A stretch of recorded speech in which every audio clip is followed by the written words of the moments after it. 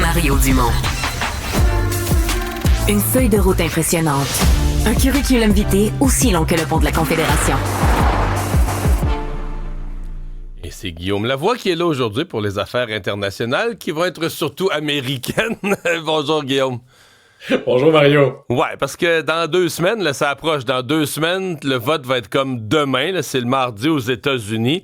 Et hier, ce qui a attiré l'attention, c'est Donald Trump qui est allé faire des frites dans un McDo. Et c'était lourd de symbolique. D'abord, il faut lui donner ça. Il a le sens, il y a un certain showmanship autour de ça. Alors, tous les médias étaient là. Probablement que c'est la seule fois où Donald Trump a touché des instruments de cuisine de toute sa vie. Ouais, peut-être, hein? En tout cas, il en a plus mangé qu'il en a cuisiné là, du McDo dans sa vie. Mais tout ça avait 2 raisons. D'abord, c'est un photo-op qui est vraiment intéressant. C'est un bon photo-op pour un politicien en campagne. C'est quelque chose qui parle aux gens. McDo est visité par des millions d'Américains tous les jours. Et en plus, il fait ça en Pennsylvanie. Mais derrière ça, c'est une critique dure et profonde à Kamala Harris. Parce que c'est Kamala Harris qui a dit, puis là, elle amplifie un peu son personnage. Là. Elle a quand même passé une partie de son adolescence à Westmount. Et elle dit un peu comme si elle était née, là, pauvre comme job. Y a-tu un McDo à Westmount, Guillaume? Comment? Y a-tu un McDo à Westmount? Je suis pas sûr. Je suis pas sûr. Bon, c'est pas grave. Mais en tout cas, c'est vrai qu'elle est pas née aussi riche que Donald Trump, mais reconnaissons que c'est pas exactement, là, elle était pas là, dans la pauvreté la plus abjecte pour réussir ce qu'elle a réussi. Alors, on lui enlève rien, mais elle amplifie peut-être un peu le personnage de moi, là, je suis parti de rien puis je suis devenu tout. Elle était née dans une famille avec des parents qui croyaient beaucoup à l'éducation puis c'est ça qui l'a sauvée. Mais elle avait dit, moi, je suis un peu comme vous, les gens ordinaires. J'ai travaillé chez McDo quand j'étais jeune.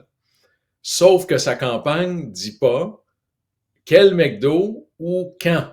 On n'a pas les dates. Alors, là-dessus, ce que Trump fait, c'est de saisir une occasion. Puis là, on se demande comment ça se fait qu'il n'y a personne au Parti démocrate qui s'est dit « Madame Harris, vous avez travaillé chez McDo, c'est la mère des photo-op.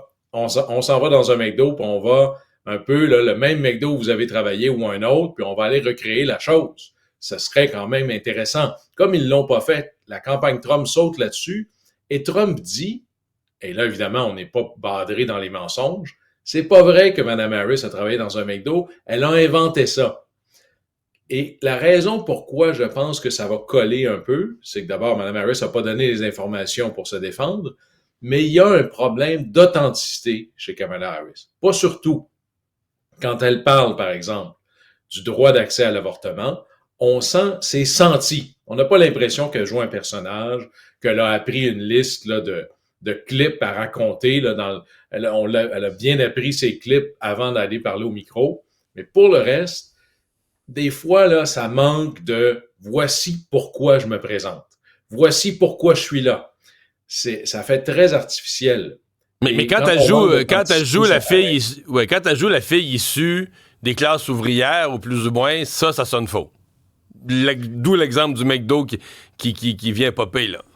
Ça sonne faux, ou même quand on lui demande « Pourquoi vous voulez être présidente? » Ça sonne pas ancré dans quelque chose, là, ce que j'appelle des colères mobilisatrices, puis qui dit « Moi, là, je suis prêt à faire tous les sacrifices parce que je veux changer X, Y, Z. » La seule endroit où ça paraît, c'est quand elle parle d'avortement. Sur le reste, ça a l'air un peu comme d'un rôle appris à la dernière minute, ce qui, quand on y pense, est à peu près ça. Habituellement, quelqu'un qui veut devenir candidat à la présidence d'un parti, c'est 2 ans de campagne. Là.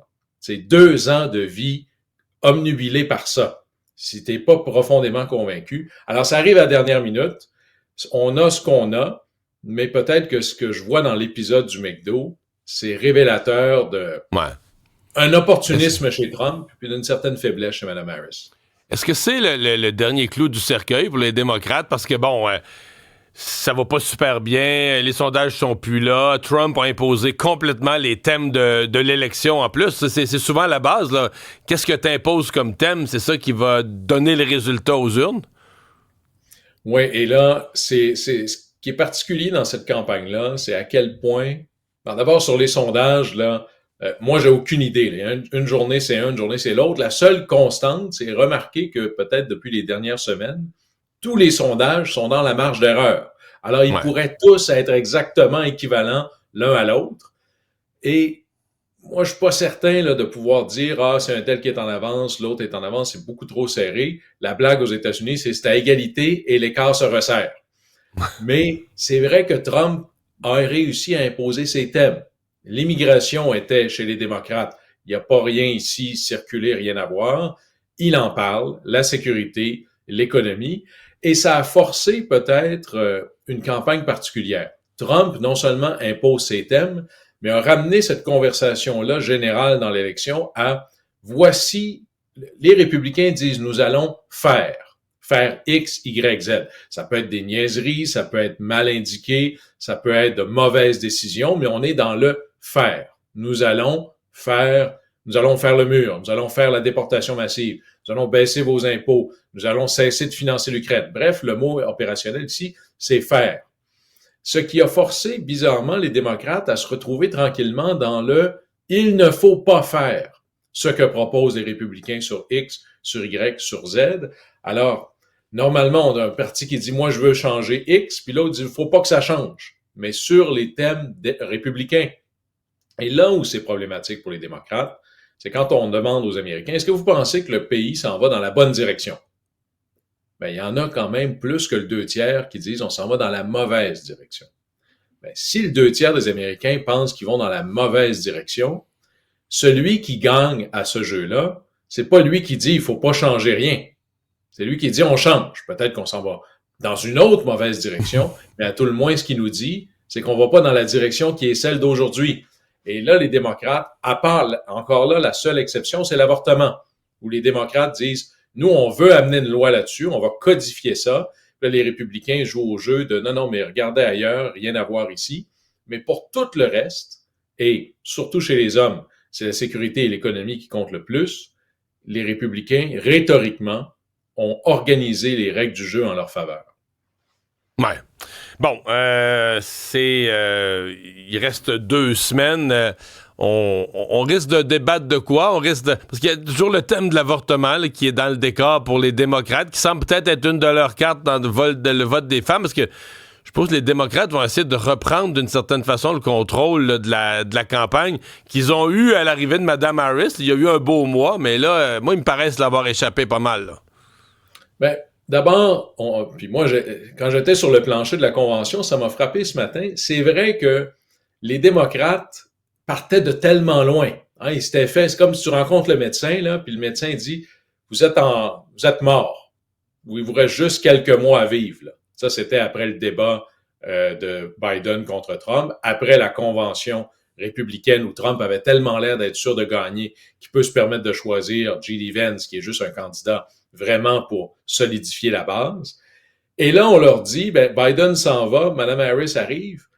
Ben, quand vous vous êtes fait dire par le médecin que vous alliez mourir, n'importe quelle promesse va galvaniser votre enthousiasme. Et ça a marché. La convention s'est très bien déroulée. Ils ont évité les dérapages, la dérive des woke. On leur a dit, vous autres, on vous connaît plus. Éviter le dérapage de ceux qui voulaient couper ou faire d'Israël-Palestine un thème central. Tout le monde a fait l'unité derrière Mme Harris. Pas pour Mme Harris, mais plutôt pour éviter Trump.